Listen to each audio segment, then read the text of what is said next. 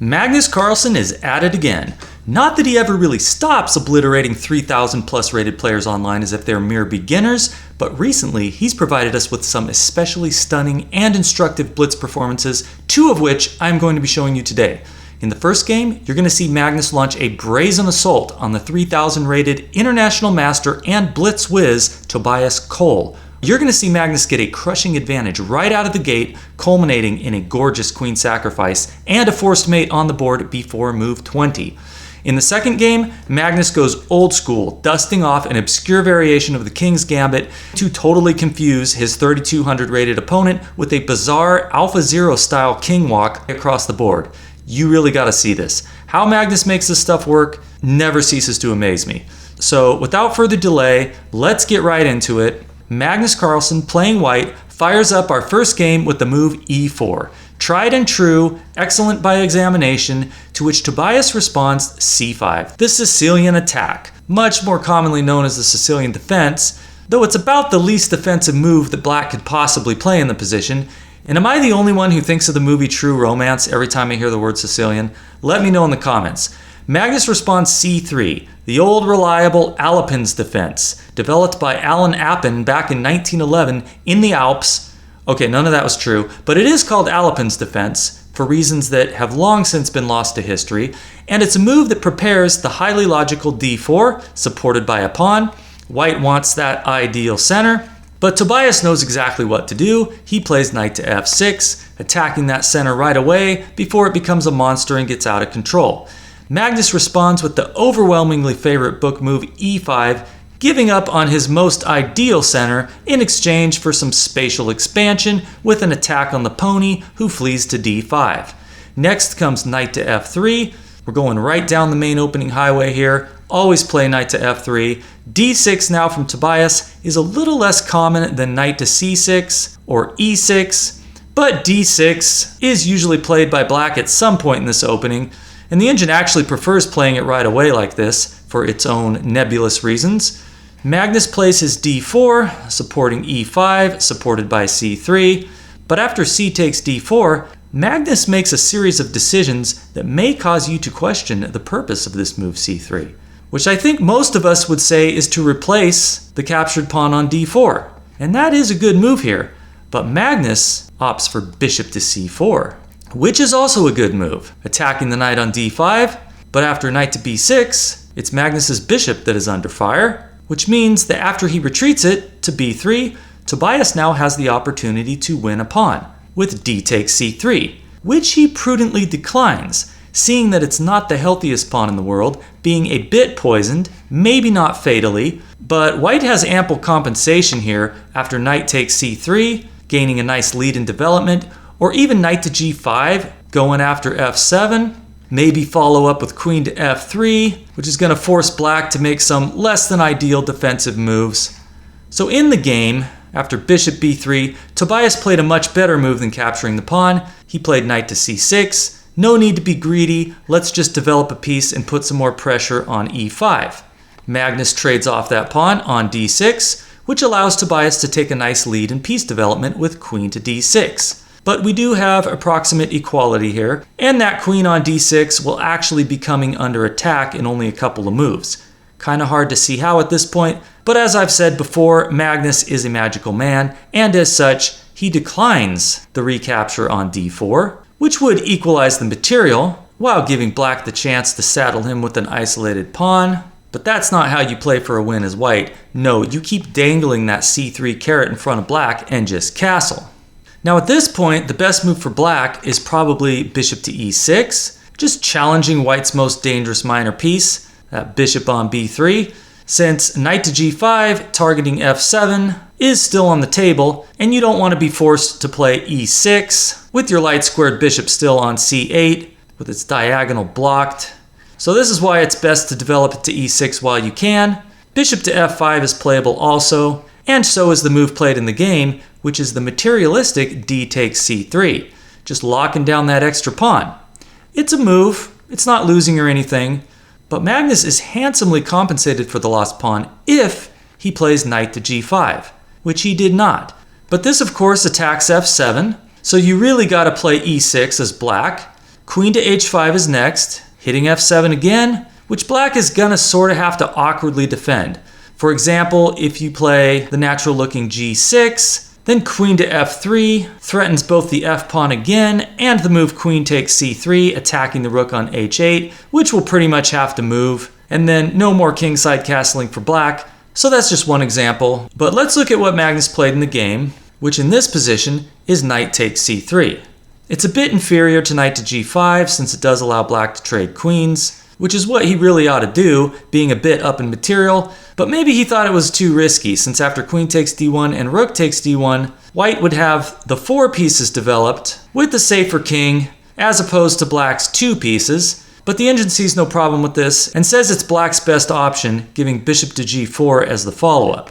But the move Tobias chose in the game, e6, while very natural looking, activating the dark squared bishop, is actually a game-losing blunder, giving Magnus a very nice move. Pause the video if you'd like to try to spot it, but here it comes. The move is knight to b5, attacking the queen, who drops back to b8, watching over c7, where there's now the potential for a knight fork. Also, keeping an eye on e5, which becomes significant after Magnus's next move, g3, defending f4, and so threatening to place a bishop there on his next move with bishop to f4, which would compel black to play e5, since that's the only move that doesn't immediately lose material, but then white can actually just capture on e5. Since after a couple exchanges, if the black queen is drawn out to the opened e-file, then she will be lost with rook to e1, pinning her to the king.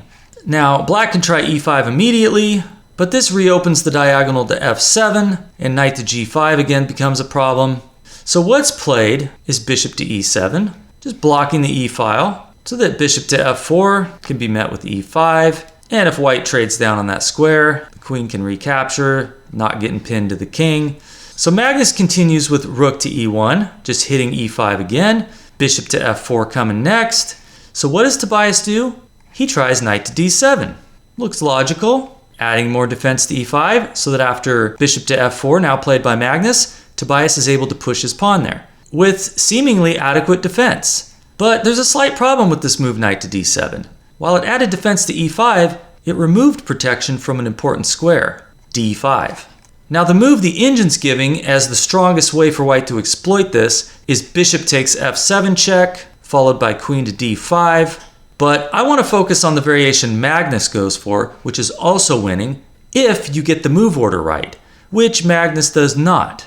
What white needs to begin with is queen to d5, with the double attack, hitting f7, as well as e5 with 4 pieces. Now black can grab the bishop on f4, but this will end very badly after queen takes f7 check, followed by a rook sacrifice on e7, after which black's whole extra rook won't even be enough to save his miserable position with his king in the center and mating nets in the air. Delve deeper into that on your own if you'd like, but the variation I want to focus on is where black castles. This is the best try, and it leads to the following engine line: knight takes e5, knight d takes e5, bishop takes e5, hitting the queen. And I should mention here that knight takes e5 can transpose into the variation that was played in the game if white responds rook takes e5. So we're going to see that on the board shortly. But I want to show you the engine's recommendation, which is bishop to e6, counterattacking the white queen, to which white should respond. Queen takes e6, f takes e6, bishop takes b8, and rook takes b8. The engine's giving rook takes e6, setting up the deadly discovered check. The white king has to get out of the way with king to h8, and then white grabs another pawn with knight takes a7, which works because if the knight takes, then the bishop is lost.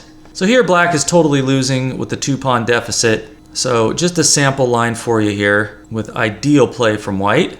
But let's contrast this with what Magnus plays.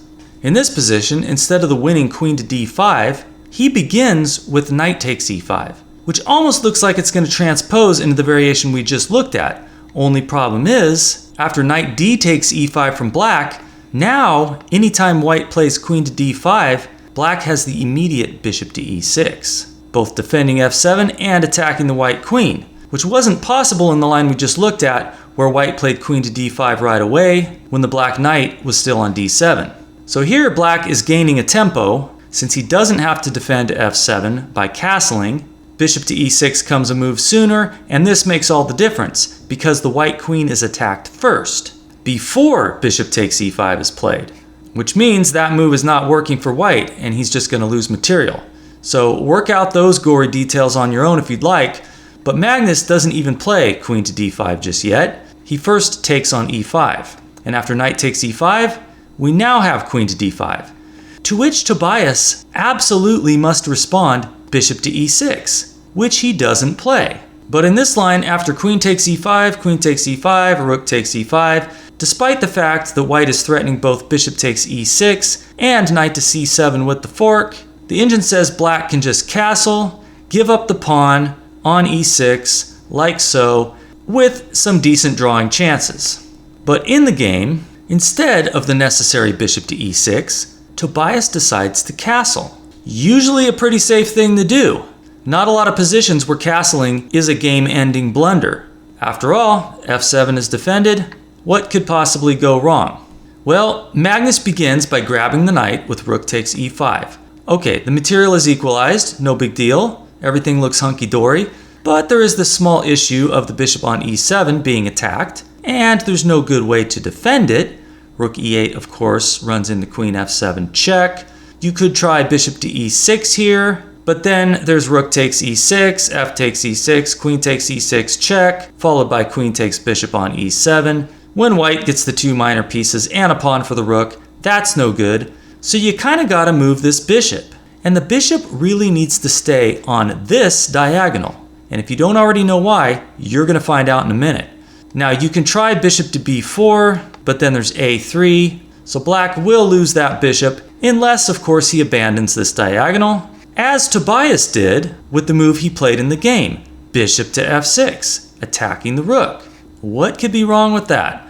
Well, incredibly, this actually gives Magnus a forced checkmate in 2 moves, which I pretty much gave away in the intro, but if you forgot or for some other reason have no idea what white's winning tactical shot is here, go ahead and pause the video, try to spot it. It's a great pattern to know, and one that is likely to be available to you in your own games from time to time. So here it is. The move is queen takes f7 check, a move which brings about immediate resignation from Tobias Cole, who realized that if king to h8, then queen takes f8 will be check and mate, and if rook takes f7, then rook to e8 is checkmate, since the rook on f7 is pinned to the king and may not block. And this is why the dark squared bishop would have loved to stay on this diagonal so it could drop back to f8 here, but as we saw, this was not really feasible and would lead to a loss of material. So a very nice finish to that one. It's really amazing how we can go from Magnus seems like he's a bit better to a forced checkmate within the space of only a few moves. So moving on to our next game, Magnus again has the white pieces. He's up against the 3200 rated Lemke 407 on chess.com. And if anyone knows who this player is, please let me know in the comments. I did a quick search and it gave me nothing. But this is an elite blitz player to be sure. Magnus opens with e4, and after e5, he goes old school with the King's Gambit, which is one of those openings that used to be all the rage and which can be quite dangerous for black if he doesn't know the modern methods for dealing with it, but if he does, then it's just a bit dubious for white. So let's see if black is up to the task. We have e takes f4, the best move, to which white will almost always respond knight to f3 or bishop to c4, but Magnus is not ready to exit troll mode just yet, and he plays knight to c3. This is known as the Mason-Karras gambit, which objectively speaking is not a good move, allowing queen to h4 check, which unlike the more popular bishop to c4, clearing the f1 square for the white king, here Magnus is forced to move his king to e2, giving black a very strong follow-up with the move d5.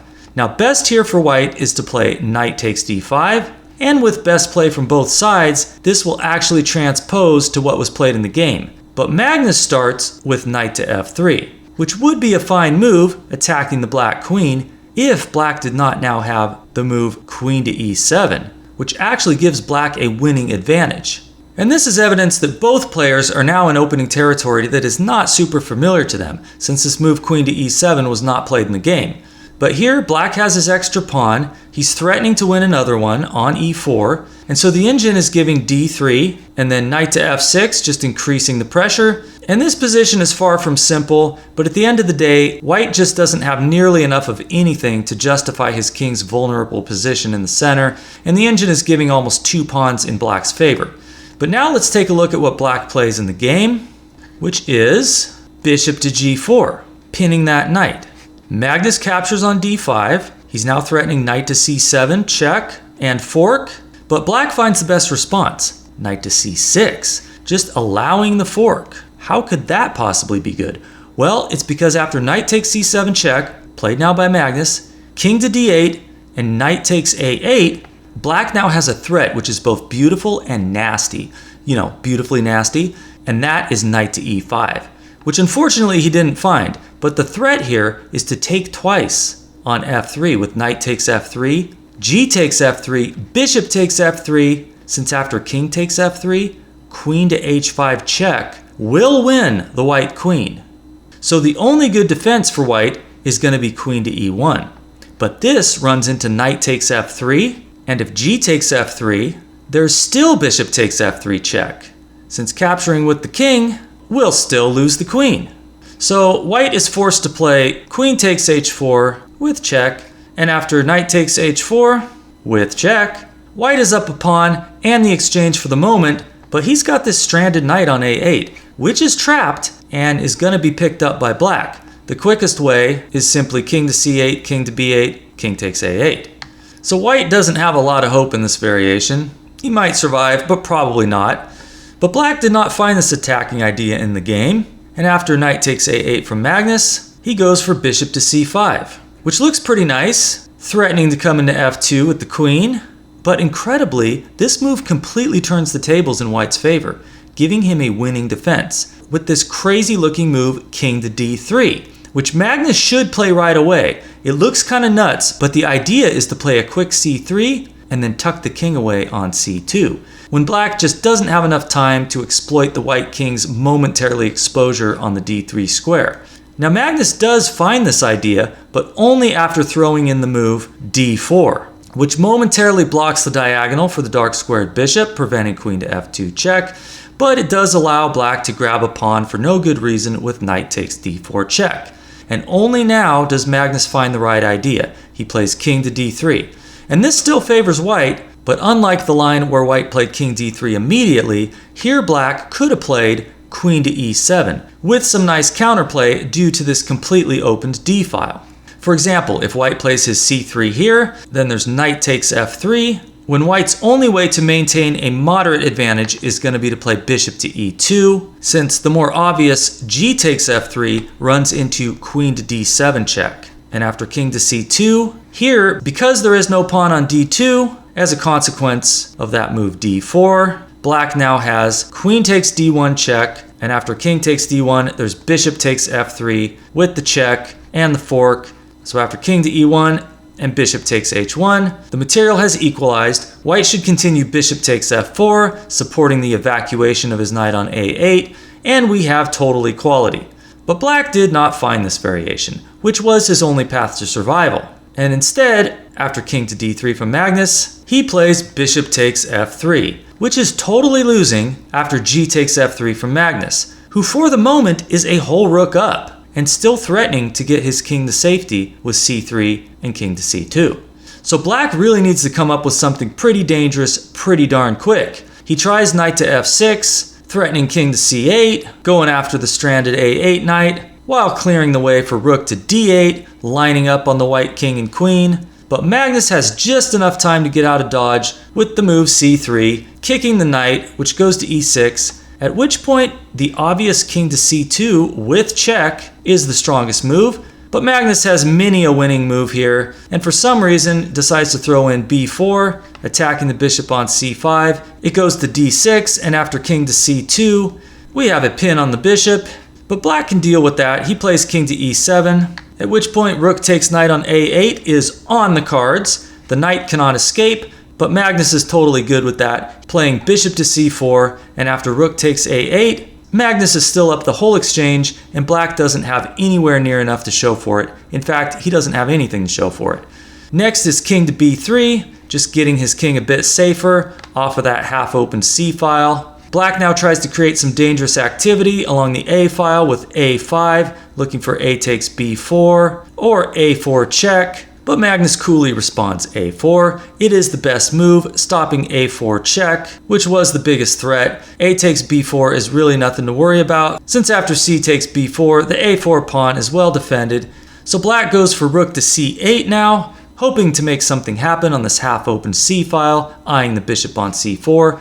Magnus plays bishop to B2, we have knight to D7. Okay, looking for knight to E5. It is a very nice square, hitting the bishop on C4, eyeing that weak F3 pawn. But Magnus, unfazed, goes on the offensive with queen to D5, just planning the double up on the D file, attacking the D6 bishop. He's also hitting that undefended B7 pawn.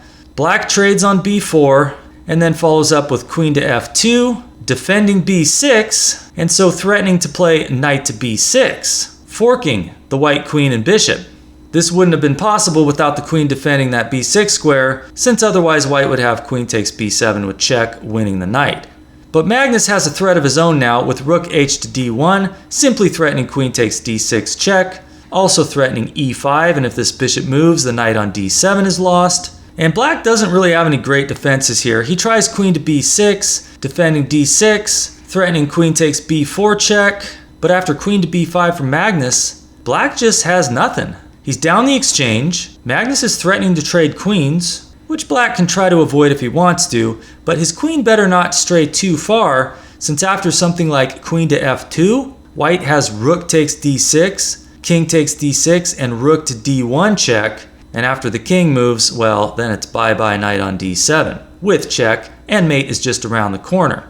So Black decides, in this position, to just trade queens, with queen takes B5, and so after bishop takes B5, at least now he can put some pressure on F3 with this nice move, knight to E5. Only problem is, that's not a nice move at all, which Magnus now demonstrates with a killer tactic, which as usual, I invite you to pause the video and try to spot. Here it comes, the game-ending blow, which Magnus now executes. To his opponent's utter horror, rook takes D6, which is devastating enough to convince Lemke 407 to resign the game, seeing that after king takes D6, there would follow rook to D1 check, forcing the Black king to abandon his defense of the knight on E5. So after king to E7, for example, there would follow bishop takes E5, leaving white a whole piece up, with the bishop pair and not a glimmer of hope on the horizon for Black. So I hope you enjoyed these two mini Magnus masterpieces, which I found to be among the more interesting online games he's played recently. If you'd like to see more content like this in the near future and or would like to support the channel, please like, please subscribe, and leave a comment, and I will see you very soon.